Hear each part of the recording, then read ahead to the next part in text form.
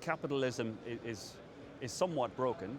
I'm not sure there's a better option than capitalism, but it needs to be fixed.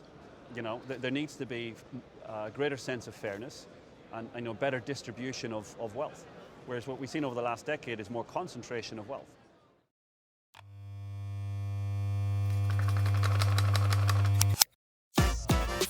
I'm quite a deep thinker, so a lot of that actually came before I started the company. I spent a month trying to find reasons not to start the company because I knew how hard it was going to be to get like a technology company off the ground, but a technology company in banking is like one of the most difficult things I could ever imagine doing.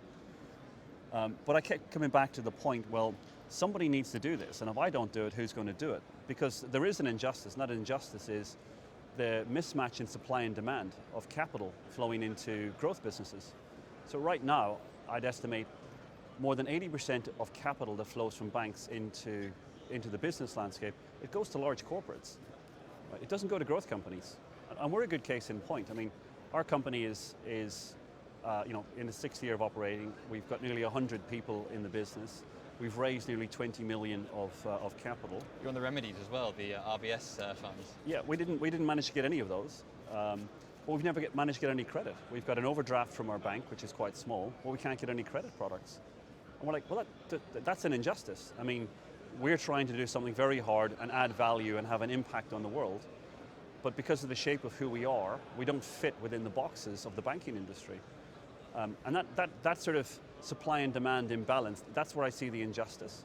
It's kind of like those who have will continue to have more, and those who have not can't get on the hamster wheel.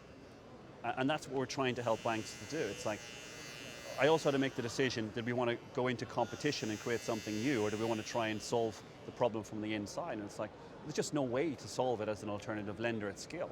You've got to work with the banks. And I don't know anything about banking, all I know is tech. So it's like, well, why don't we bring the tech to the banks and help them to solve it from the inside? Looking at some of the, particularly like the early stage businesses out there, even though those in fintech, what do you think would happen to, well, really the world as a whole, if they had access to the capital that they could? Do you think there'd be, what sort of problems do you think would be solved? Well, I think part of the shift to, more worrying sort of geopolitical instability in the world is partly because of these core problems. Capitalism is somewhat broken. I'm not sure there's a better option than capitalism, but it needs to be fixed.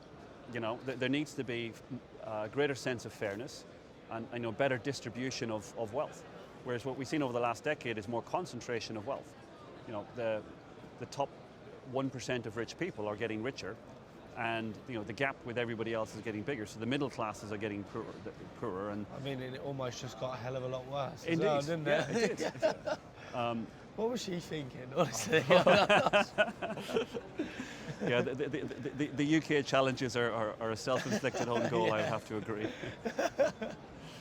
Oh yeah, I would love to a bit of fly on the wall in the Bank of England during that. I know. It would have been. Well, if you look at it from, I guess, one sector of the UK economy, you're like, great, this is good for me. But if you look at it from everywhere else, it's kind of like, well, this is really it's destabilizing. It outweighs the cons, right? Yeah, absolutely. The pros, sorry. The pros are, yeah. I would agree.